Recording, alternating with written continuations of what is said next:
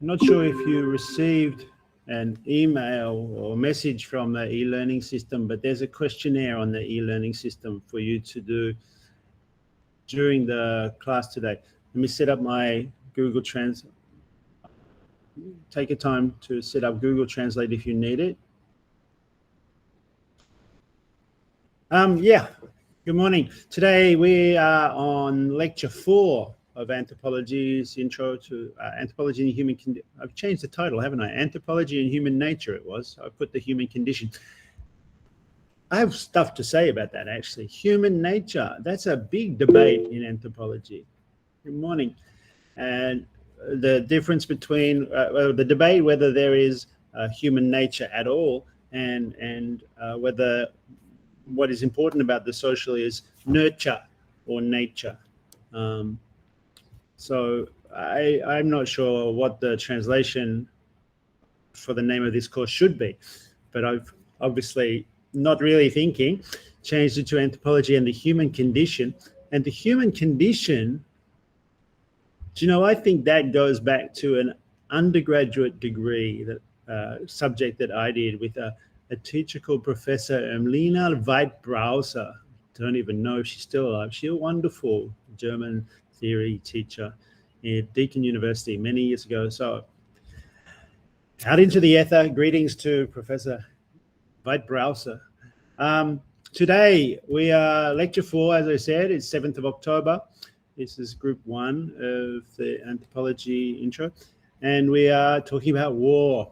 What's it good for? Anthropology and war, and in particular the Second Imperialist World War, or the Second World War, as most people call it, but I want to say imperialist because, you know, for obvious reasons, it was a war amongst the imperial powers, inflicted upon the whole world and many others, but, you know, in large part, it was responsible for not the end of empires, but certainly the reorganization of them. And that's all important. Let me get my slides going. I'm going to talk for a while. That's about Evans-Pritchard. Evans-Pritchard is the anthropologist we've been reading today. Reading in Clifford Geertz's 1988 essay from his book Works and Lives slideshow, Evans-Pritchard's African Transparencies. And there's two things in that title that are worth noting: slideshow and transparencies, both kind of references to the image, photography. And I'm going to talk a lot about photography. As you know from previous weeks, I've been thinking about how anthropologists use cameras and the photographs we have of Malinowski and Malinowski in his tent, Michel Leary in his tent, and the tent will appear again here. We've got Evans-Pritchard. But not only Evans-Pritchard, you know, photography was really, and film was really important in relation to the war. In the period just before the war, we had anthropologists, very many of them, and intellectuals in general, on the American side especially, joining the war effort. And one of the things I'm going to do today is to try and introduce and talk about another anthropologist, a woman who honestly I hadn't really heard of much, and her story has kind of dropped out of the history of anthropology, and I want to put her back in. Her name is Cora du Bois. I'm still just finding out things about her, but she was the first woman to be made a professor of anthropology in America at Radcliffe at Harvard University. And she worked in the OSS, a forerunner of the CIA, basically, in the run-up to the war, and she'd worked in Indonesia. But what I'm saying is many intellectuals from America worked even before the war on the war effort, like John Ford, the filmmaker, fantastic westerns, right? He went around the Pacific, the Asian side of the Pacific, with his camera filming ports, Asian ports, you know, like Singapore and no doubt Saigon, and not exactly sure which ports he filmed, but he said he was scouting for locations for a film. But what he was really doing was making films for the Navy, because the Navy knew that it was likely that there would be a conflict with the Japanese, and they wanted to have good quality maps of the ports that this fight might be at or need. And John Ford was using his status as a filmmaker, a Hollywood director of great fame at the time, to go around and do, I mean, it's not espionage, but reconnaissance for the war effort. And as we've read in the Clifford Geertz essay that we read for this week, Evans-Pritchard was also involved in the war. So as many anthropologists were, in fact. And, and it's also, because it's an anti-fascist war, the anti-Nazis and so on, it's the last European or empire war that was credible. Of course, history is written by the winners and so on. But let's look at some of these anthropologists. Well, let's look in particular at Evans-Pritchard and his war effort. We start with a photograph of him. And so many things about this photograph are very interesting, as you can no doubt see already, right? I've been trying to talk about or show how we have to learn to read a photograph. Okay, so what can we see, and what do we think about the dynamics of this photograph? Evans-Pritchard is the guy sitting in his Boy Scout uniform, is it? Well, it's a army shorts and khaki, no doubt khaki clothing, not white like Malinowski when he's photographed in fieldwork, and he's not doing fieldwork. You see, he's with some boys that you get the impression there's some military training going on. They've learnt to salute, although one guy's mucked it up, another one's like it, and they are clearly having a bit of fun. But the anthropologist is sitting there with these boys. They've got sticks, but they're training to, learn to do the formation stuff that you all know, of course, because you're trained with how to disassemble an AK-47 blindfolded and so on. Here is the anthropologist and his army boys. He calls them boys. That's problematic. And well, what else? He's sporting a cigar. No, it's a pipe. So, what kind of posing is that? And he's had himself photographed. Obviously, someone's been asked to take a photograph, I guess, using his camera, and everyone's posed for that. Very interesting. There's other photographs of Evans-Pritchard, of course, in the field and so on. But the one I'll show you next is his, here his business-like or university website. They didn't have websites back in the day, but that kind of publicity photo. There are some keywords for today that I want to go through. Okay, and Evans-Pritchard is important for this discussion around comparison. I mean, what is it to compare whole societies? Well, that's a question that's going to come up.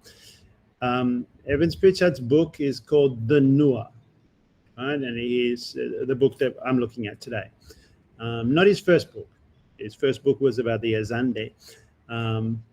But the Nur are like his tribe. I can imagine Evans-Pritchard talking about my tribe when I was among the Azande, or when I was among the Nur, right? The Nur as a whole, as a unit, is what he can talk about. He said the Nur do this, the Nur do that, and we should first of all question that. When we're thinking about comparison, so we're immediately given an object, or a thing, an entity, a group of people, the Nur, which we then are comparing to other like entities, whether or not it's in the book or not. It's certainly, well, it's always been the case, as we've been arguing in previous weeks, even with the Victorians, when they put the different societies on a map, on a table of development of from savagery to barbarism and so on, that evolutionary scale, which is obsolete. Nobody thinks like that anymore. But when they were putting it there, what they didn't do is put their own society on the table for analysis, but it was still comparative. They were thinking about how this society compares to that one. Now, even when Evans-Pritchard is writing just about his tribe, my tribe, as if he owns or possesses them, like Malinowski talked about the Trobrianders, I will write them, I will conjure them into existence as their ethnographer. Evans-Pritchard is thinking comparatively. And anthropology is always comparative, right? But what's really being compared and what values get kind of smuggled in?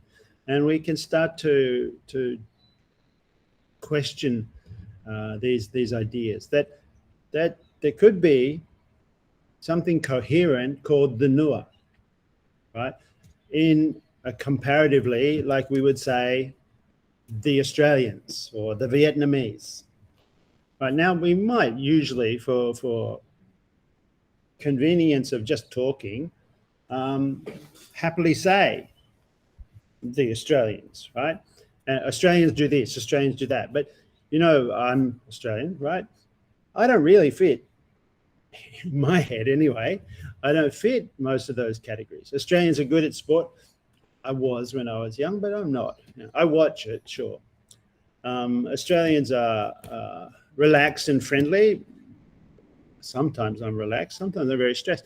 Australians are happy-go-lucky, and, you know, some people will say I don't fit, others will say, yeah, completely, you are. Listen to your accent and so on. But the idea that everyone belongs to this block is something you challenge. There are some Australians that are not so obviously that. Chinese migrants, Malay migrants, Aboriginal Australians. There's such a variety of different kinds of people in that one block, the Australians. It must be true of the Noor as well. Or the Vietnamese, right? The Vietnamese means what? Everyone who lives, who grew up in Vietnam, the Kin people and some 54 other minorities, right? But is someone Vietnamese if they just were born here? No. You know, I could have, heaven forbid, further children here. There's three is enough. But would they be Vietnamese? Probably not. Well, depending on who the mother is as well.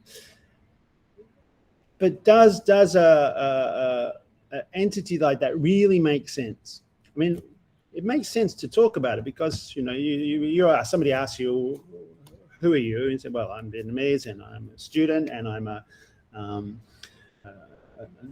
musician and I'm a neurotic, and, you know, there are different labels, but to talk at this level is convenience. It's not really true that every single person that lives in Nuer land is Nuer or is the same or can be described as Nuer. And in fact, it turns out that the Nuer, as towards the end of the lecture today, we'll look at a couple of short films about the contemporary situation in South Sudan where the Nuer live. The Nuer are in fact Dinka.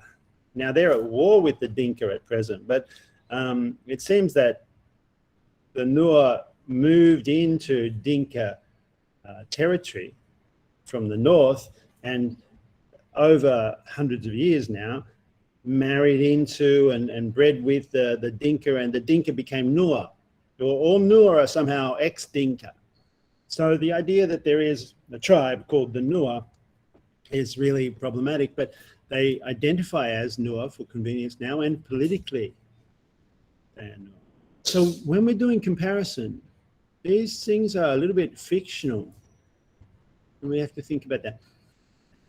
Another big term, we have to think about that because some evaluations are being smuggled in, right? And also the question of, sorry to go on so much about comparison, there's this thing called the comparative turn going on now, especially in urban studies.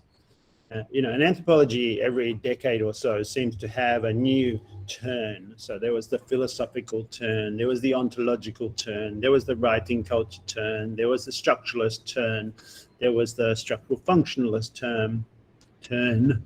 Sorry, so it's a way of talking about what becomes the dominant set of ideas in a discipline for a certain period.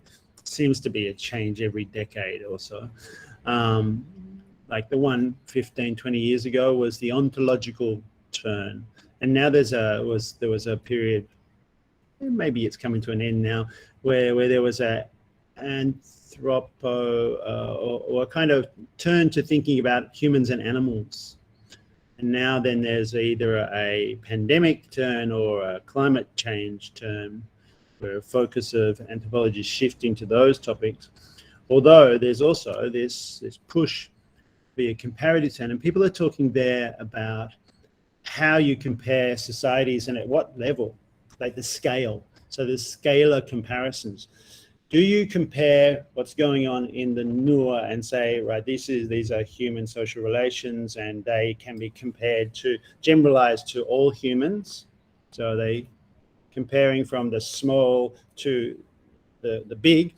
Or do you compare a small society at the level of village and tribe with something else at the level of village and tribe, right, on the same scale? So the question of scaling up is being interrogated or being investigated, and no decisions yet. But it's a bit weird in anthropology to say we're having a comparative turn because, as I said, anthropology's always been comparative. And surely urban studies has been as well. Anyway, Indigenous identity. Well, this is the same topic, but really, what is the identity of the Nur? And the important part here is that the Nur aren't even really historically the Nur. They are Dinka, but they've become Nur. They've formed themselves into, identified as a nation.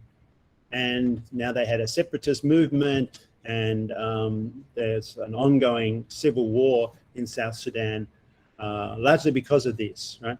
But it really has roots that go back 300 years, for when the Nur people started to come, and maybe even further back, because there's, as we'll see, there's links to seeing some aspects of Nur culture back to ancient Egypt, even, which kind of, it's unusual for African tribal groups to be able to trace that back, though many now are doing so.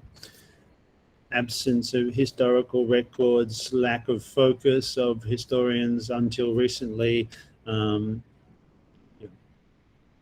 assumptions about who Africans were, and this is the third keyword today. Well, this is a key word for the whole course, really. I've spoken about assumptions before. What are assumptions? Assumptions, things you assume consciously or unconsciously.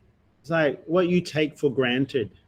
An assumption is something you take for granted. We assume we can do comparisons, or I assume that all descriptions are comparative. We assume that we can understand the Nur, right? And some of these assumptions we can become conscious of and question, and some we don't question, or we realize later, some we don't even have them as questions yet, but they might become so. The assumption that humans were to be understood distinctly in sociology and anthropology from animals, for example, was challenged recently. Having to recognize that the relationship with the natural world and with the animal kingdom was a symbiotic one, that we were, until very recently, always bound up with animals or with bio organisms. I don't know, for example, you can't just talk about humans without talking about microbiology entities, living beings that are inside your body, that are microbiomes that maybe there are thousands, millions even of them living in your stomach and your gut, without which you as the host wouldn't survive, because they break down enzymes in food and so on. Without that symbiotic relationship with other living entities. And this is a bit esoteric, but the idea I'm trying to put across here is that questioning our assumptions should be, or is, a part of what anthropology is about. What is it that we take for granted? What is it that we have as a value, that we should look at things like structure, we should look at sociality, we should look at belief systems, we should look at economics.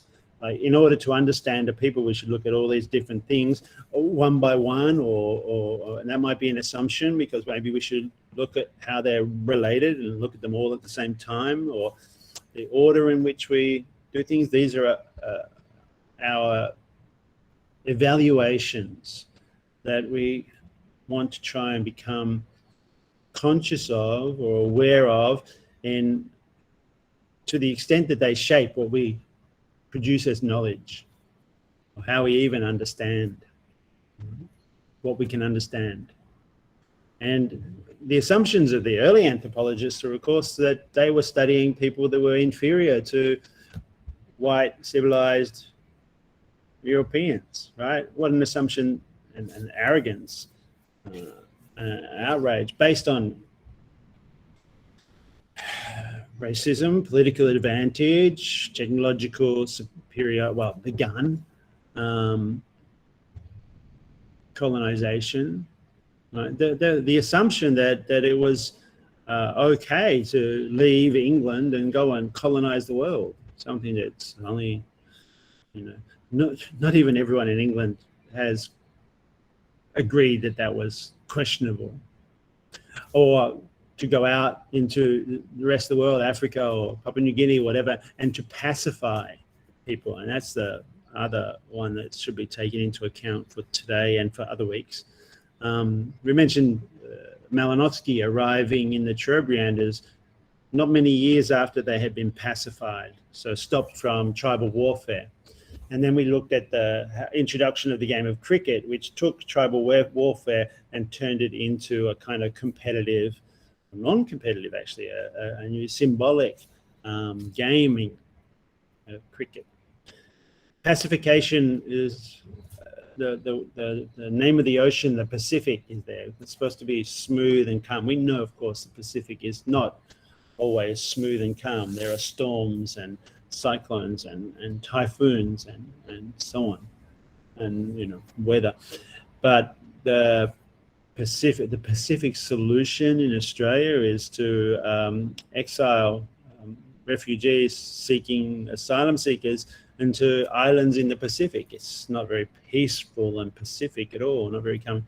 But pacification is the intervention of the colonial power to stop Indigenous intertribal conflict, or to stop rebellions, to stop military-like activity on the part of tribes. Of course, the Europeans do that militarily. They do that they pacify by an army. The greater army wins and imposes peace.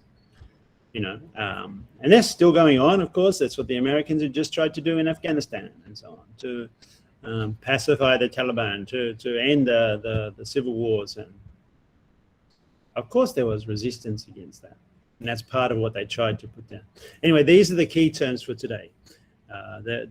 Understanding them will help us, especially thinking about comparison. Now, even though Evans-Pritchard has said, what's been achieved by the comparative method? Very little. The idea that this is a method, that's what the comparative turn's all about. The scaling discussion. Now, what's been achieved by talking about that is to be questioned, he says. And then he produces a book that kind of compares from the small scale to the big, right? generalizing.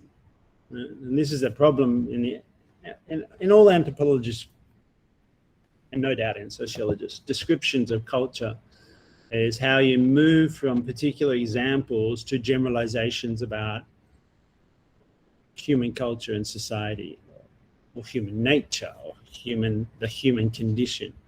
Right? How does generalization from particular observed examples of behavior of, a cooler ring or a ritual exchange of gift beads and shells to the idea of the gift or the idea of exchange, or from an anthropologist writing in a tent to the idea of knowledge and the production of knowledge, right? And that should be a problem as well. We should think about how there are certain values built into that, right? And that should be, that's an issue that runs through all anthropological pronouncements, especially when they compare or do comparison. And, that runs from the ancient, some will say the first anthropologist, Herodotus, the Greek, also a kind of historian who described other places, right up to today. And there are, you can read now on the slide, many forms of comparison, self compared to other to other, so on. But all of these are to be questioned in terms of assumptions, in terms of labels, the way we talk, needing to have labels to talk, but bounding a people into some kind of group like a tribe or a society and so on. And the edges of these named entities are always porous.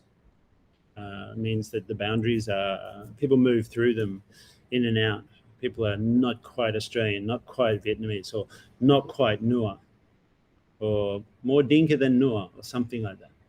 There's all at the edges of these categories, there's room for question. But these are the categories that anthropology must, that all of us must deploy. And in order to make any sense at all, we have to have concepts that we kind of agree mostly on what they mean and when we communicate. Then if you examine them closer, you might start to question their coherence. Like, I don't know, reading. The idea of reading, we kind of all agree we know what reading is. Read the words on the screen, read the words in the book. But I'm saying read the photograph as well. Learn to read a photograph. Right? Is that the same thing as reading? And then wider, there was a period in the 80s, we'll get to this, last century, where anthropologists talked about reading social life as a kind of text. Did we mean the same thing by reading then? When we talk about reading social life, like reading its activity as if they are symbols in a language, right? That's bringing in some very different assumptions than what's involved when we read in a book, where we know it's really, really language and it's letters and words, whereas social life is not exactly the same kind of language. There's symbols, there's labels, there's meanings, right? And it's even could have a grammar. We haven't worked it out in the same way we have for languages. Very interesting, actually, to think about the grammar of social life. Is there a grammar? Are there different styles of grammar? Like we have different grammars between, say, Indo-European languages and Dravidian or other kinds of languages. They have a different grammar. So do different societies have different grammars? To be investigated. That would be interesting research.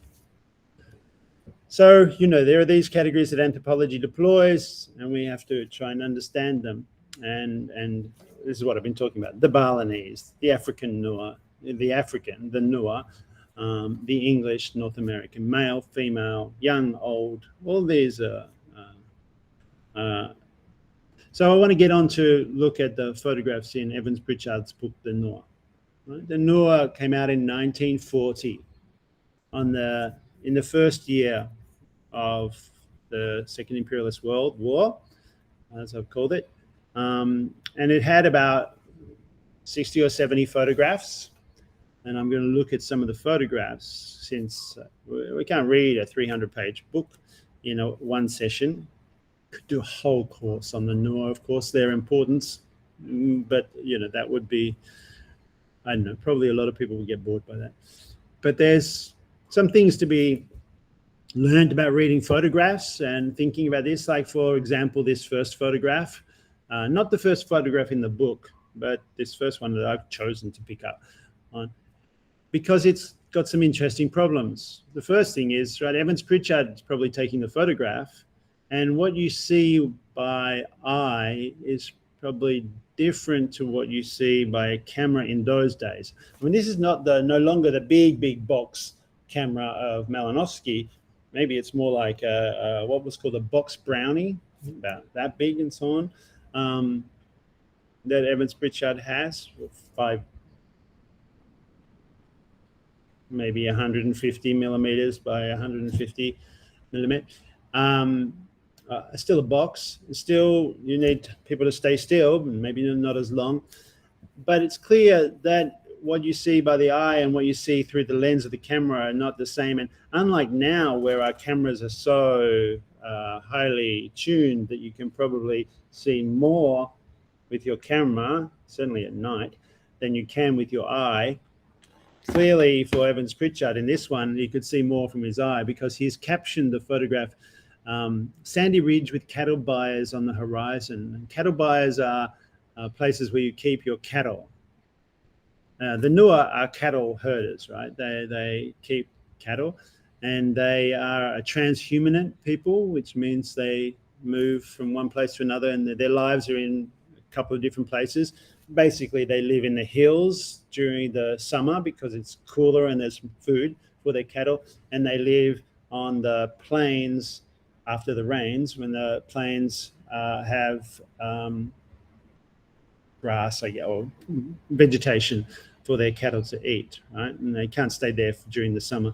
The photograph shows us the plains. Obviously, it's flat, although the caption says ridge. We don't see the ridge, right? We do see sandy. I mean, I'm guessing we can say that looks like sand. We don't see anything on the horizon. The horizon is not quite even straight, but I don't see anything on the horizon. And maybe Evans-Pritchard could with his hand. So it's interesting that he's given this caption and mentioned cattle. Cattle are so important for the book, but there's no cattle in this. We've got a young boy standing up with some kind of stick. We don't know, walking stick or something, I don't know, for beating back shrub vegetation, although there's not much vegetation, a little bit in front of him. And older man, we're guessing, sitting down on the floor. That might remind us of Evans-Pritchard's description of arriving, which we'll read later on, where his porters refused to carry his stuff to the village. They sat down, saying, we won't go any further.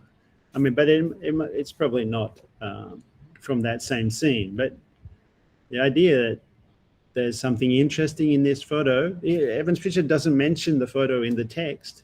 It's just an illustration of some people and the sandy ridge. He doesn't mention that. He does mention the plains. Okay. All right, let's look at some other photos. Here is two photographs that are interesting. One is captioned simply youth, the one in the middle there. And we do see someone, I guess, is young. Youth, do you see what I mean by comparison? Like, here is youth, and immediately you must think, okay, so what would youth look like in Vietnam or in Australia and so on? And there are obviously differences, and yet this is an example of the category youth. We do see, although there's no mention of it directly in this photograph, but there's certainly discussion of it in the book, the initiation markings on the forehead, cut with a razor, usually 6 lines. Looks like 3 to me there. And they mean different things. And they go back a long time in history. You can find them on statues from the ancient Egyptians, right, of the Nubian people. The same thing. And we see he's wearing some necklace of beads of some kind. We see his ribs or some scarification on his ribs, not sure. And yeah, an example of interesting. The camera and the reproduction in the book, and now the reproduction on screen, is not really good in terms of skin tones for the face, right? That was a problem in earlier photography. I mean, and still today, skin tone issue, right? I mean, to the extent that even Facebook now, the thumbs up sign, you can specify the tone of your skin tone in that symbolism. So that's really important. The other photograph there is captioned "man." You know, and this sort of signifies something that has history. The Royal Anthropological Institute journal used to be called Man. It's now called the Journal of the Royal Anthropological Institute, incorporating man. Man was the name of its journal, which obviously excluded women, not in all languages, but the idea that there's this man, and he is an example of man, and he's certainly, compared to youth, more of a man. He's out hunting, I guess. These are spears. He's doing stuff. He's not just posing for the camera.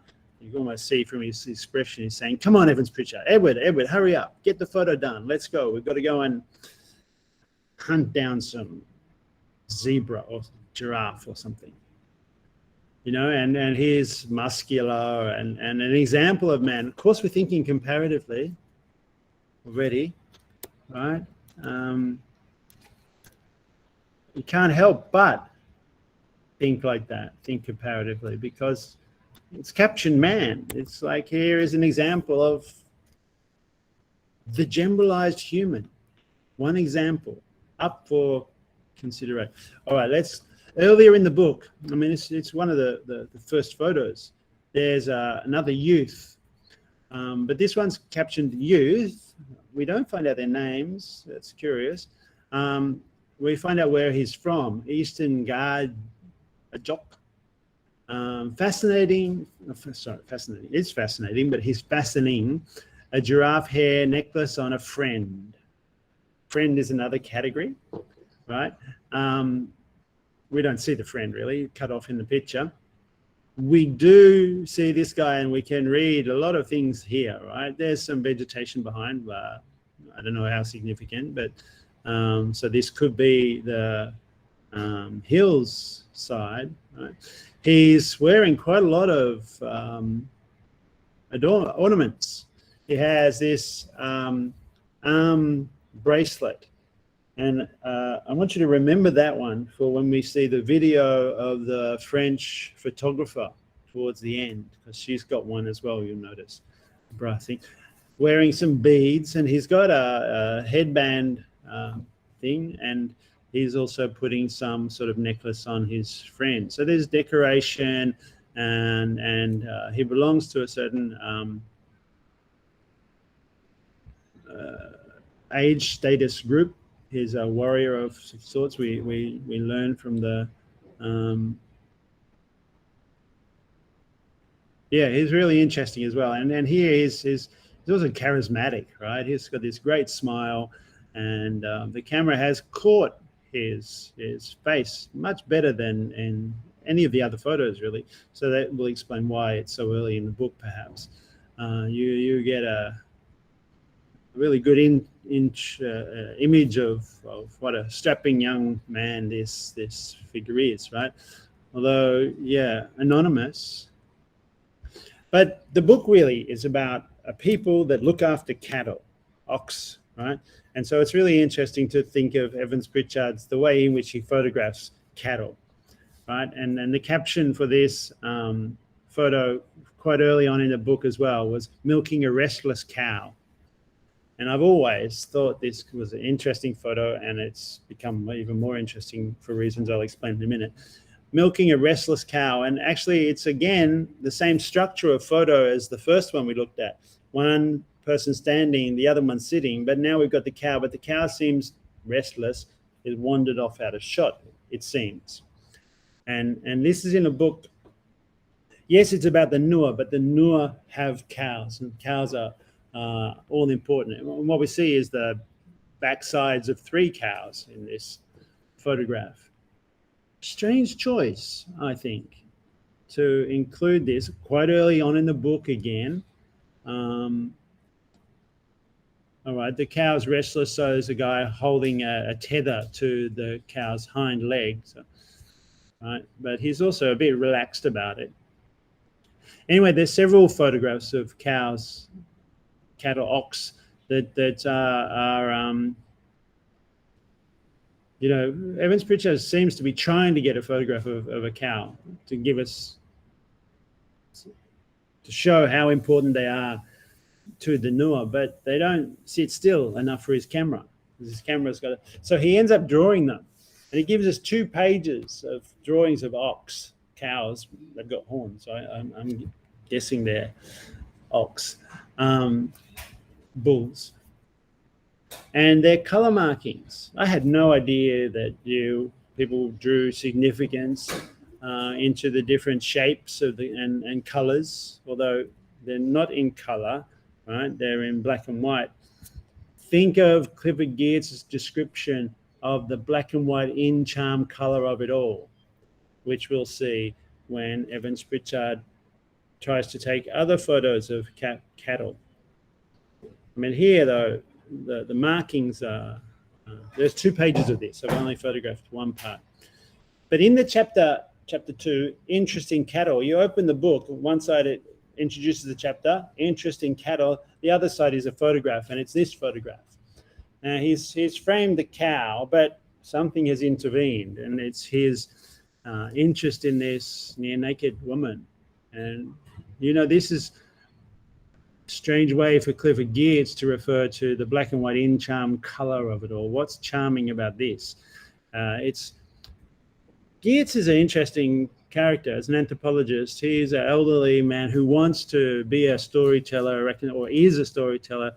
Something like, you won't probably know the character, but if you get into old Hollywood comedy, it's the W.C. Fields of anthropology. Anthropology, chickadee, never work with children or animals, he used to say. And he was a real storyteller, raconteur, but also a little bit sexist. And those were the ways. This is a girl in a kraal, right? A girl is very clearly a woman, and photographed.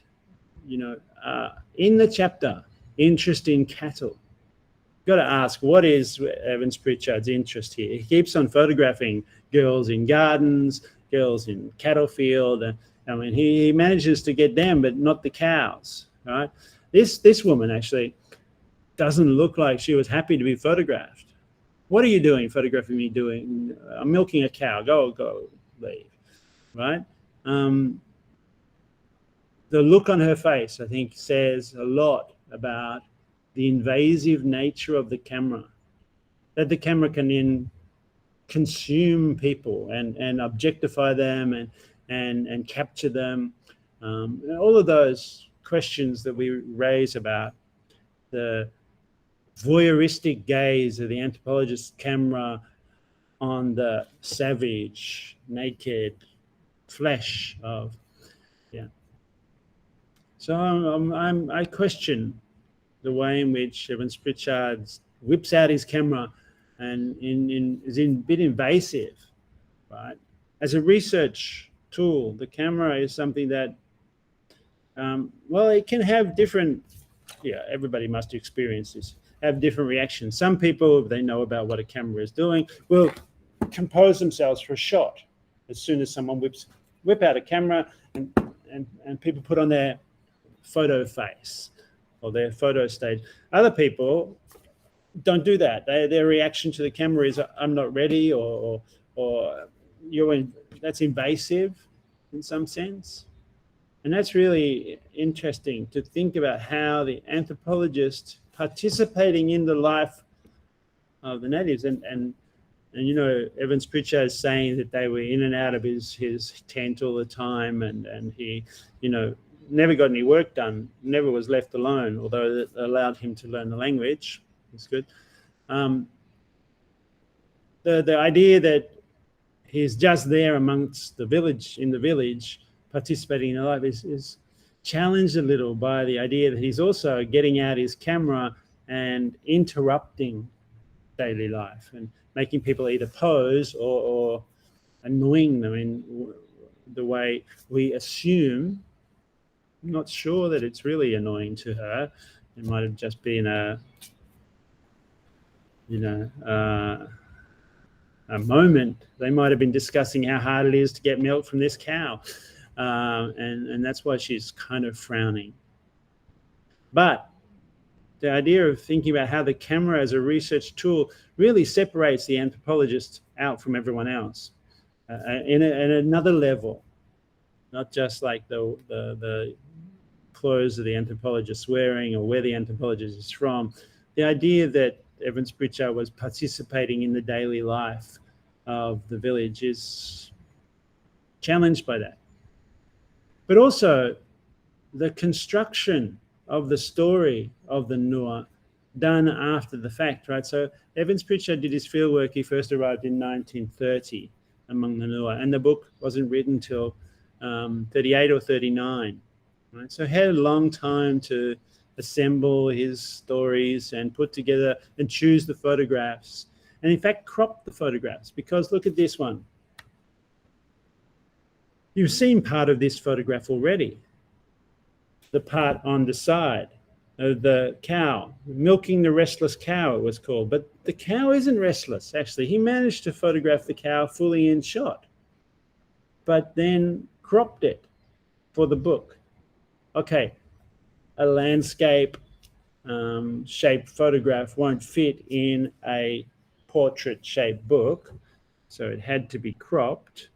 But why crop the back part of the cow when what's really, well, what's the real, well, let's read this photograph, so to speak. What's the real importance of the photograph? The cow is the center, the bull. Hello? All right, can you shut your window, please? Good. Sorry, I've got to shut my window, it's starting to rain.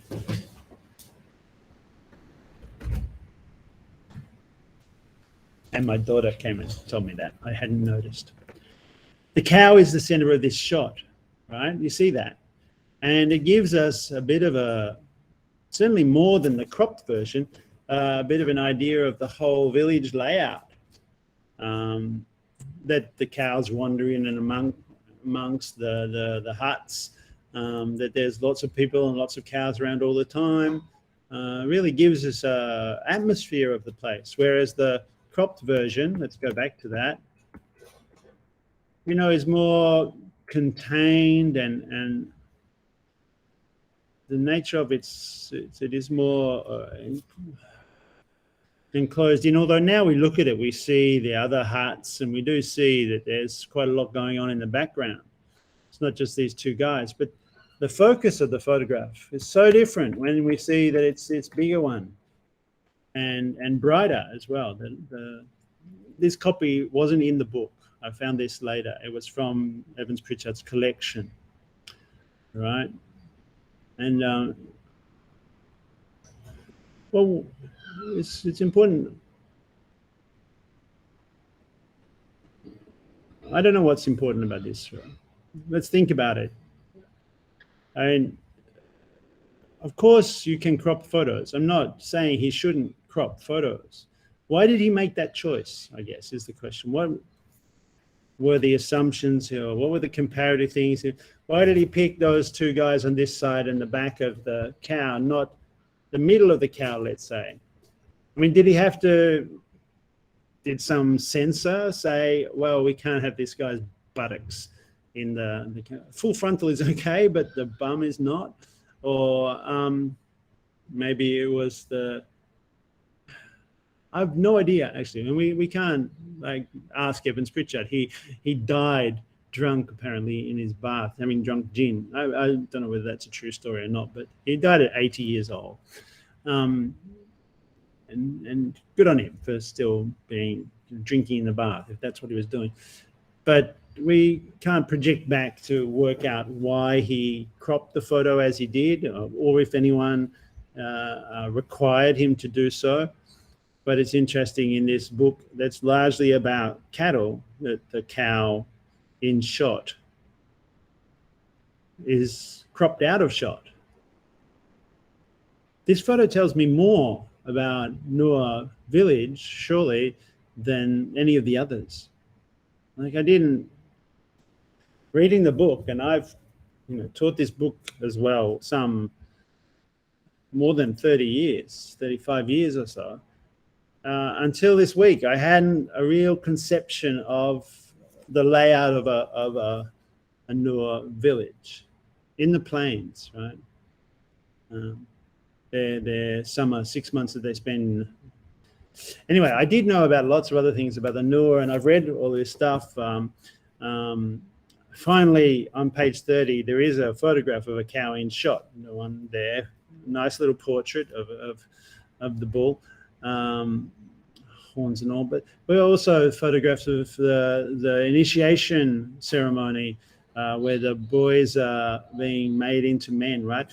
Every society pretty much has some kind of symbolic ritual or marker ceremony that marks when a teenager or a youth becomes an adult. And in this society, it's the giving of the initiation marks that make it possible for well, what they say is right. Once a teenager has those marks, he can then date girls. Right, can become like an adult for the boys anyway, and then will be a ceremony for women as well. And of course, we all have those societies, whether it be a coming out ball or marriage or getting your first car or motorbike or so finishing your degree. Right? We have a whole rigmarole ceremony with gowns, and I don't get to use my gown. I have a absolutely stunning black and gold gown, but I never go to the. Anyway, the book is full of stories like this, and full of also comparative theoretical concepts like. When Evans-Pritchard is talking about initiation ceremonies, he's also referring, even though he doesn't discuss them, referring to this as a theme in anthropology, in other anthropology books, where they talk about initiation ceremonies or rites of passage, as they were called by Arnold van Gennep in 1902. And that's become a theme, this rite of passage and the stages between youth and adult, and in between there's a kind of a liminal stage. Often you have to go off on a 2-week or something retreat, or you have to endure some kind of manly ceremony. Central Australia, Aboriginal people, sometimes you had to get a spear through the thigh, and then that had to recover, or you had to leave the society for a certain amount of time and survive outside the society and then come back, a changed person. And this is called the liminal. Victor Turner wrote in the 50s about this in very interesting ways. We might mention him a bit more in the text because he's a very interesting anthropologist, talking about the drama. So anyway, this discussion of initiation in the book The Nuer is comparative, as is Evans-Pritchard's discussion of affinity groups or lineage affiliations, right? Segmentary alliances, and well, actually, I'm going to make something of the. I mean, we see action photography and so on, but when Evans-Pritchard was with writing about the Noor in the years afterwards, he really refines his argument about segmentary alliance. It's very interesting to think about this, right? Because let me give a very simplistic model of what a segmentary alliance is, right? So in a family group, within the family, I will not be allied with my brother. I'll fight with my brother over who got the extra wheat bix, or who got the extra chop at the barbecue, or who said this or who said that. My brother and I will fight like crazy, right? But if someone from outside the family insults either of us, me and my brother are allies against the other family, right? That's what segmentary alliance is. We're segments of the family, but we ally. Now, that other family that live next door and me, we might be insulted or robbed or something by the people who live down the other street. And then we two families that were just fighting before will now join together in an alliance against the people who live down the street or in the other building or something like that. But if our whole village is insulted by the village over the other side of the hill or in the other district or something like that, our village will unify, right? So our former enemies in the dispute will now be allied together against that other enemy, right? But all of the districts in the city might then be opposed to the other city, right? Ho Chi Minh versus Hanoi or something like. I mean, that's only a symbolic, not a real fight, but well, you know, it's a fight over resources, of course, and money and taxes and yeah. But anyway, that's what segmentary alliance is, and that is an important theoretical contribution made by Evans-Pritchard to debates about how societies work. Now, it seems that this segmentary alliances model is assumed by some people to exist mostly in Islam-affected societies where there's no strong central authority like a government structure. It's a more distributed or flat structure. But the Noor are not exactly Islamic. They're in an area that's affected by Islam, sure, but for a long way back. But there are other societies that have this logic, and I've just described it in terms of something that we can understand, right? In our own family. You fight with your brother, but if somebody insults your brother, you'll fight them. And it scales up, all the way up.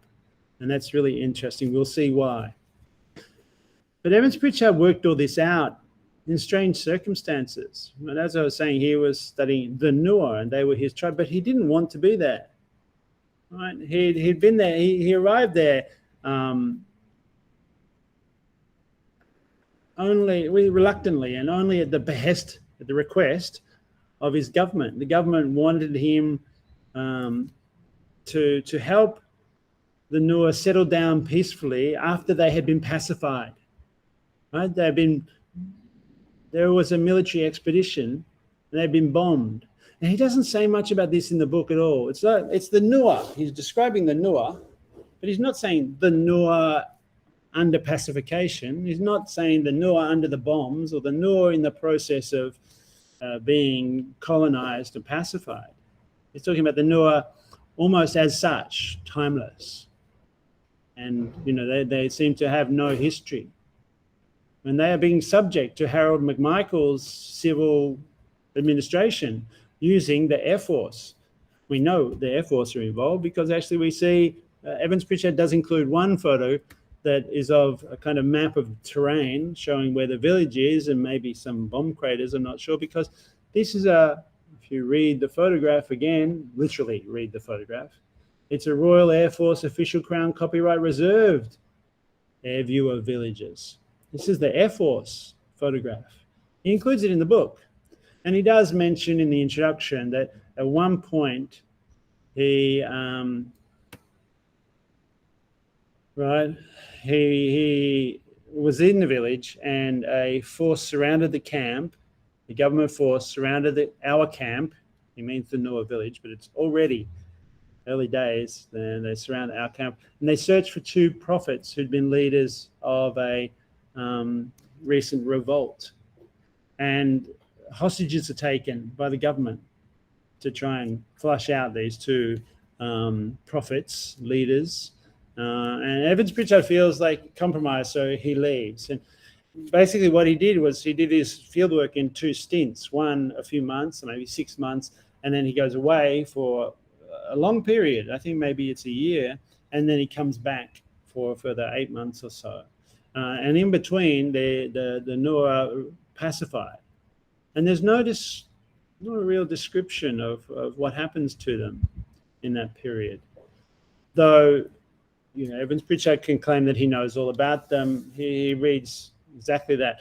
I mean, it's a kind of claim to authority to say he knows them. I, unlike most readers, right, I, the author, unlike most readers like you guys, know the Noah. And so I must judge my work more severely than they. They meaning who? The Noah or by the readers? It's not clear. A man must judge his labors by the obstacles he's overcome and the hardships he's endured. And then he describes how hard it was to get to Noah land. That, stormy weather prevented his luggage from... I arrived in the Noah land early in 1930. Stormy weather prevented my luggage from joining me at Marseille. So he's arrived in the Noah land, but then suddenly he's back in France, in Marseille, without his luggage. He waited for 9 days on the riverbank. Some porters were supposed to come, 10 he'd been promised, but only 4 came. But they set off, and they set out for the neighboring village of Pacour, and his carriers dropped his tent, and stores in the center of a treeless plain near some homestead, and refused to bear them to the shade about a half mile further. So there's a homestead, but Evans-Pritchard wants to live over in the shade, right? He doesn't. And he spends the next day erecting his tent. These are the hardships he describes, which are the reason why he has the authority to say he knows the Noah. He's telling us that. He's claiming that authority. Because he struggled to put up his tent, how significant that is in the history of anthropology, we already know. Because we've looked at Malinowski's tent being right in the middle of the village. We've looked at Leary having himself photographed in his tent. Malinowski and now Evans-Pritchard talking about his tent. And indeed, look, I've got a little bit of Malinowski's tent here. Look, this is a holy relic. This is a piece. Malinowski actually had 3 tents, and this is just a piece of one of them. Right? Given to me by Michael Young, the guy who wrote that article about books and is the historian of Evans-Pritchard, of Malinowski. Interesting. You didn't really think it was a piece of the tent, did you? Anthropologists can tell you anything. They can tell you I struggled to put up my tent and therefore I know the Noah. But why should we believe them? It's just what they write. There's no way of checking that. There's no way of knowing for sure. We can't prove that this is not Malinowski's tent. Well, you probably could, DNA analysis, but why would you bother? I'm prepared to tell you it's not. But fictions in anthropology are big. But the big thing about the arrival of the government looking for the prophets is there in the book, actually. We do get introduced to the leopard skin chief. And he's like a shaman. Remember, we talked about shamans last week with Michael Tausig. He's a shaman, a religious leader in some sense. And we do get a picture of this charismatic individual, right? It definitely looks exotic and interesting and is not a general identification, right? This photographer is not man or youth. I mean, it's chief, I suppose, and maybe it's shaman. Yeah. Anyway, anthropology is not just a matter of loading the camera and pointing the lens and shooting or staring at people and writing books about them. There's always these assumptions and there's always a structuring theme. So when Evans-Pritchard comes to write his book, there are other factors, consciously or unconsciously, that affect the shape of what he writes. And one thing that we can speculate on, we can't really know, but is what was shaping, what was happening in the context of Evans-Pritchard writing up this material, like 8-9 years after he'd done the fieldwork, or at least 7 years after he left. And it was the beginning of the Second Imperialist World War, and Evans-Pritchard's writing this book in like 38 or 39. The very period where England was trying to appease Hitler to stop the war from happening, right? The appeasement process of Neville Chamberlain, the now somewhat disgraced PM, who tried to appease Hitler and had to be replaced by Churchill, and fight them in the beaches, fight them in the, and we shall never surrender. That kind of whole gung-ho. Gung-ho is a bit of a problematic term as well. It's kind of racist. That whole daring do of the English fight against the Nazis, right? Now that's going on. But it's interesting because if you think about segmentary alliances, that's exactly what was happening in Europe at the time. France and England had not been friends. They have fought several wars in the last few hundred years. But when the Germans threatened them, France and England were allies. In fact, they're called the Allies against Germany, Italy, and Japan. They're called the Axis of evil, right? The Axis of evil is the War on Terror, but nonetheless, the Allies. So in a way, Evans-Pritchard's book is a kind of allegorical comment, if not consciously, certainly hard to not read it in the context of what was happening in Europe at the time, right? And don't forget, once Europe and America were in Western Europe and America were competing for dominance in the world economy. But once Germany had threatened the rest of Western Europe, America and Europe became allies as well. I mean, it took a while for America to come into the war. They knew that they were going to eventually. John Ford had been filming those ports, right? But they needed to goad the Japanese into attacking Pearl Harbor. And if you want to know that Roosevelt really did entice the Japanese to attack, you can read Gore Vidal on this very fast. I can give you the reference if anyone emails me and wants to know it. One of his last books before he died, but Gore Vidal is fantastic novelist and scholar, and maybe America's second greatest novelist, I think, after William Burroughs. Personal opinion. What's interesting about the war, though, is how alliances formed and didn't, right? You'll know, of course, that the US and Vietnam were allies. And the US had supplied the Viet Minh with weapons to fight against the Japanese who'd occupied, along with the French, right? So the French and the Americans could be allies in Europe, but they were on separate sides when it came to supporting Ho Chi Minh and Vietnam. And it's not accidental that in the Declaration of Independence in 1945, at the end of the war, Ho Chi Minh mentions both the US Declaration, 1776, and the French Revolution, but to say that the French are contradictory, that they have this equality, fraternity, liberty slogan from 1791, but their behavior in the colony was reprehensible. Hypocrisy, theft of land, exploitation of labor, and forcing opium upon everyone. You can read that speech. I'm really interested in the fact that he goes through this list of crimes, and one of them is imposing opium, because we can still go and visit the opium factory there in District 1 on Hai Ba Chung Street. which is now it's a posh restaurant, just recently renovated again, but there's still markings of it being the former opium den, and the French were obviously.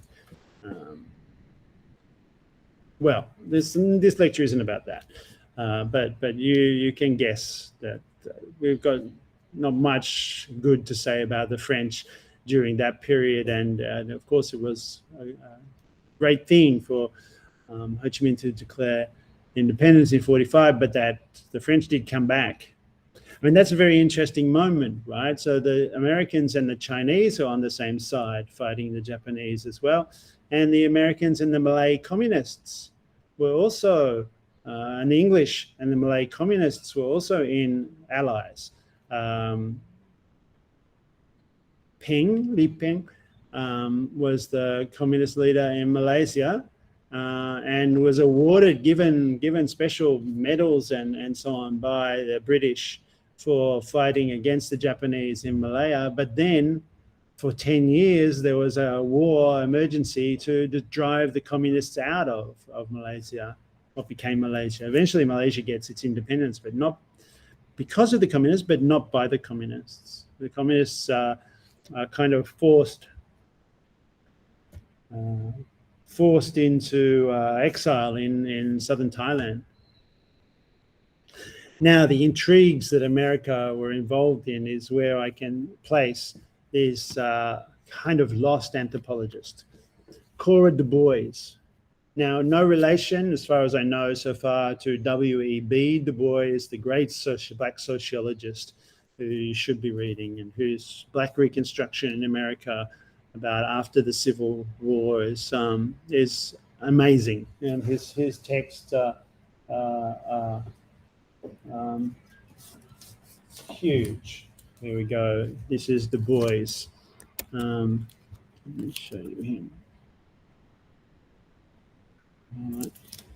And he wrote The Souls of Black Folk, hugely influential, on the slave trade, on the turning back of the achievements of the Civil War. But Cora Du Bois, she was different. She has interesting things to say about the speech of Ho Chi Minh in August 1945, and the whole thing about Asian independence movements coming after the war, because in the war it was shown that Europeans would fight each other to a bloody, World War I and World War II. They showed that they were not superior in any way. They fought themselves into a disgusting and brutal situation where they just expended life for no coherent reason. And it was time for subjugated people to stand up. So India in 47, Vietnam in 45, India 47, China in 49, etc., etc., etc. Right, the Indonesians against the Dutch, and so on.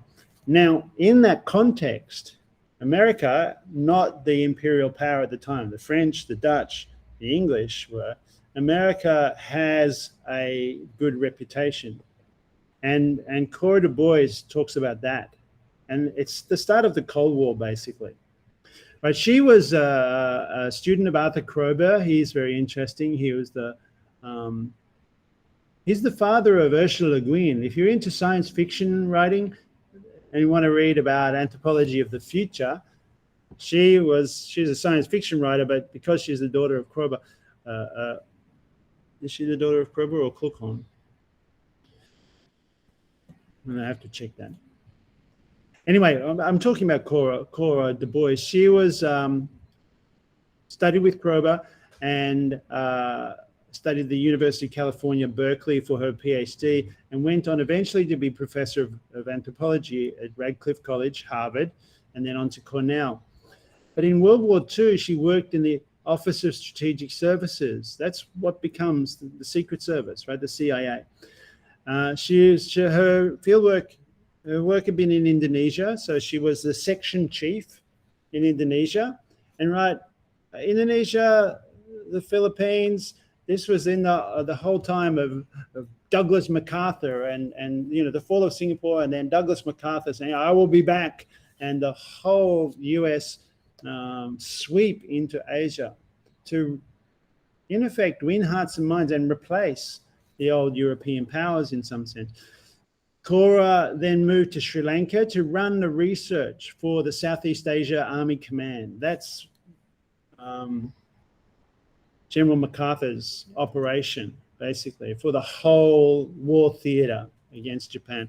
And then after the war, she became the Southeast Asia branch chief in the State Department's Office of Intelligence Research. So what is that role? Southeast Asia State Department Office branch chief.